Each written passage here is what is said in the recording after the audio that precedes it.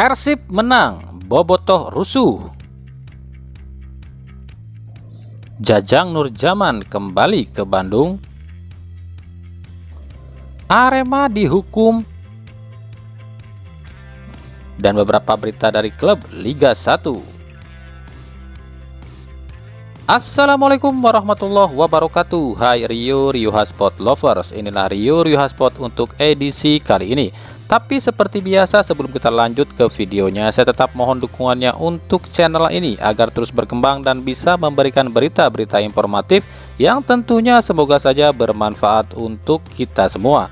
Dengan cara klik subscribe, aktifkan juga notifikasi loncengnya, like, share, dan juga komen. Dan inilah Rio Hotspot selengkapnya.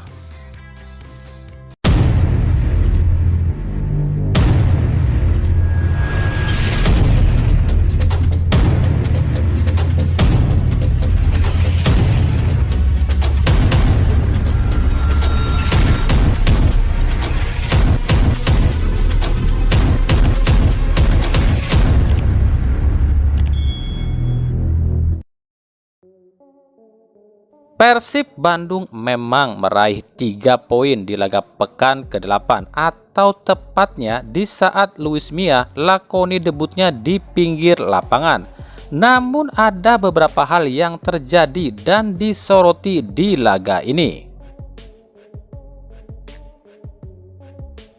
Yang pertama, kericuhan di loket penukaran tiket. Diketahui ada sekelompok oknum supporter Persib yang melakukan perusakan di area penukaran tiket sebelum laga Persib Persusran digelar.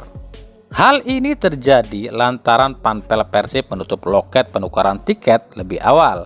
Pihak Persib mengatakan terpaksa menutup loket penukaran tiket lebih awal karena adanya sekelompok supporter yang memaksa menukarkan tiket gelang padahal tiket gelang itu palsu, atau para penukar ini tak membeli tiket di aplikasi Persib alias tiket palsu. Para supporter yang tak terima dan menganggap tiket yang mereka beli ini asli pun melakukan aksi dengan melakukan perusakan di area penukaran tiket. Sebenarnya persoalan tiket ini jadi polemik bagi Persib, di mana Persib satu-satunya tim yang paling rumit dalam hal penjualan tiket. Jika di klub-klub lain satu orang pembeli tiket online di aplikasi boleh membeli lebih dari satu tiket untuk satu orang, istilahnya kolektifan, tapi di Persib nggak bisa. Contoh, satu orang pemegang akun boleh membeli 10 tiket atau lebih ya, tapi di Persib satu orang pemegang akun hanya boleh beli satu tiket. Inilah yang akhirnya membuat para bobotoh yang tak bisa terverifikasi di akun Persib membeli tiket secara instan. Ya, ada saja oknum yang jadi calo tiket Persib. Pertanyaannya, jika memang satu akun hanya satu tiket, kenapa para supporter ini masih nekat beli tiket tanpa akun? Lalu kenapa pihak Persib pun tak mempermudah cara pengadaan tiket seperti yang dilakukan tim-tim lain? Entahlah, entah siapa yang salah. Entah siapa yang salah, ku tak tahu.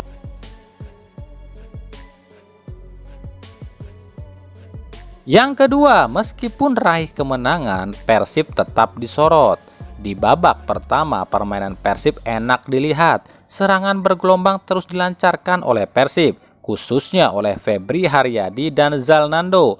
Tapi di babak kedua, permainan Persib kembali ke sosok awal, loyo dan monoton. Hal ini pun ditanyakan wartawan pada Luis Mia, dan jawaban Luis Mia adalah, sejak saya melatih Persib, saya menemukan sejumlah masalah serius di Persib. Yang paling utama adalah fisik dan fokus.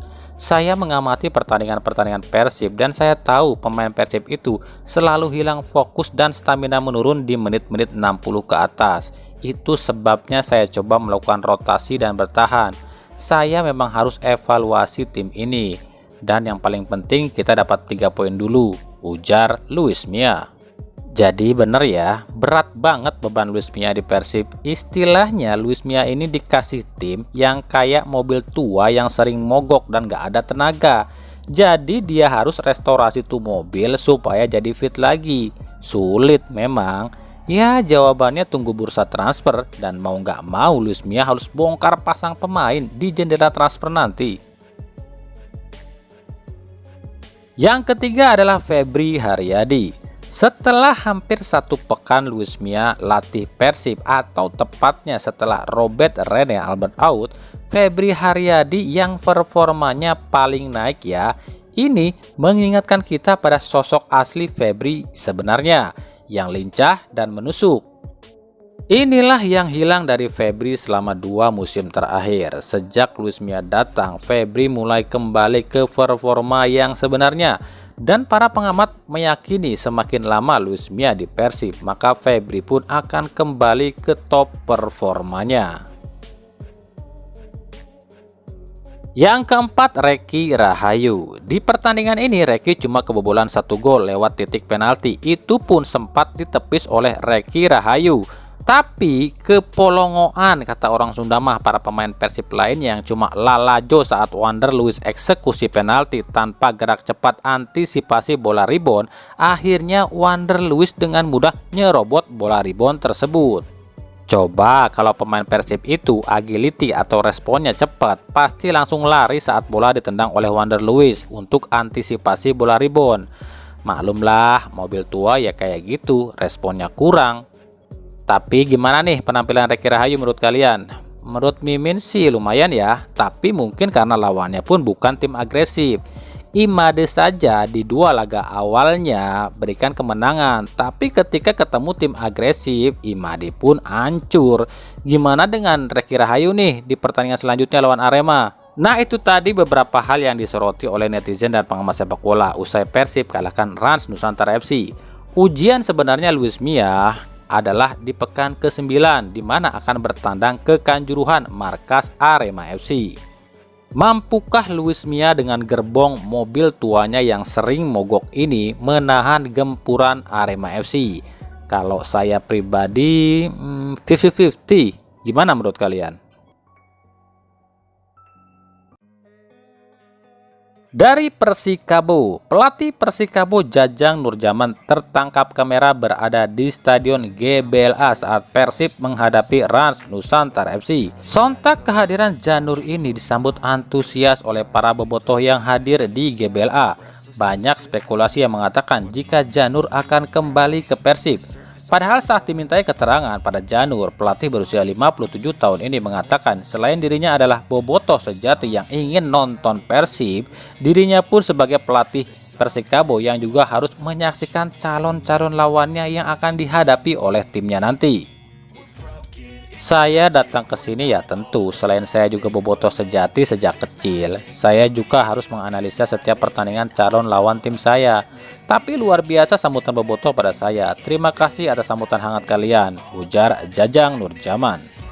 Ya memang sih, meskipun Janur melatih Persikabo, Janur kan legenda Persib dan pernah berbagi suka duka sama Persib.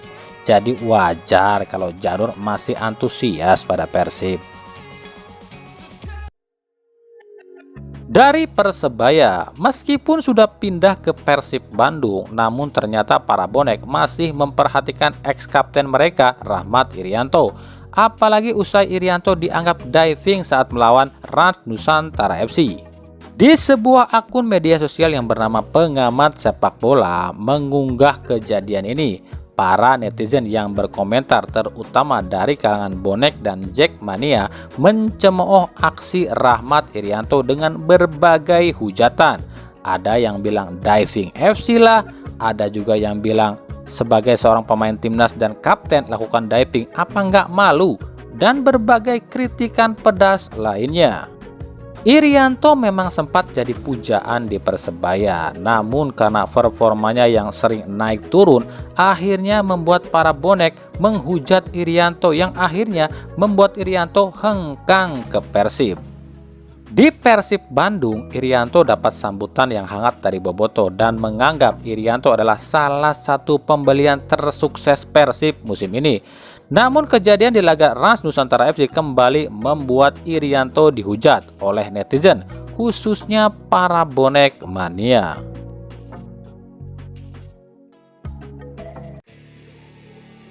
Dari Arema FC sudah jatuh tertimpa tangga. Mungkin ini yang dirasakan oleh Arema saat ini. Gagal raih poin penuh saat menghadapi Barito Putra di pekan ke-8, Arema pun dipastikan akan terkena denda 200 juta dari Komdis PSSI.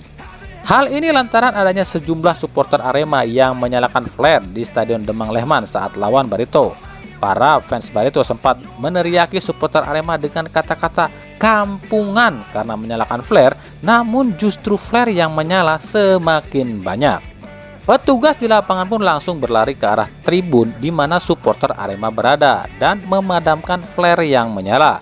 Namun apa mau dikata, kejadian ini sudah terekam kamera dan Arema pun dipastikan terkena sanksi dari Komdis PSSI. Para Aremania menyatakan akan terus lakukan aksi ini selama tuntutan mereka belum dipenuhi, yakni Eduardo Almeida dipecat dari Arema. Dari PSS Sleman, Kepolisian Daerah Istimewa Yogyakarta akhirnya menetapkan 12 tersangka penganiayaan terhadap salah seorang supporter PSS Sleman, ini Eka Pratama, yang meninggal dunia akibat dianiaya pada 28 Agustus lalu. Sebelumnya juga ada Fajar Firmansyah yang tewas juga dikeroyok oleh supporter lainnya.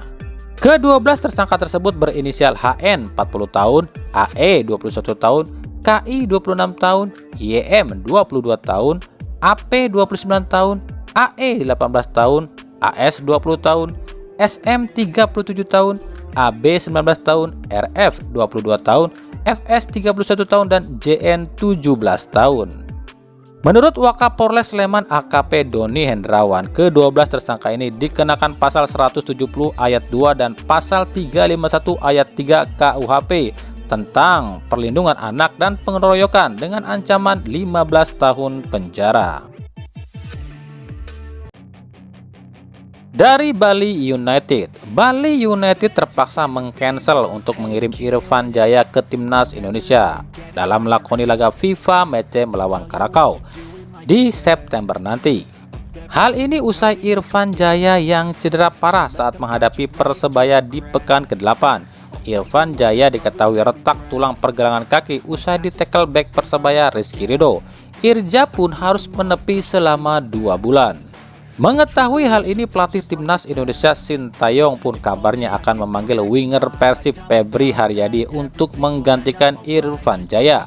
Performa Febri memang tengah meningkat usai ditangani Luis Mia. Kita akan tunggu apakah Febri akan comeback ke Timnas Indonesia.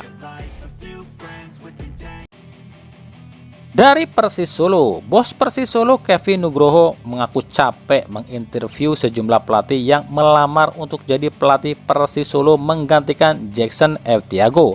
Meskipun tak disebutkan siapa saja sosok pelatih yang melamar ke Persis Solo, namun dari sejumlah media di Solo, nama-nama yang melamar ke Persis Solo diantaranya adalah Sergio Alexandre, Dejan Antonik, Daniel Rukito, Timo Sunemen, Listiadi, Hanafing, Safari Lusli, Yeyen Tumena, Emral Abus, dan Wolfgang Fikal.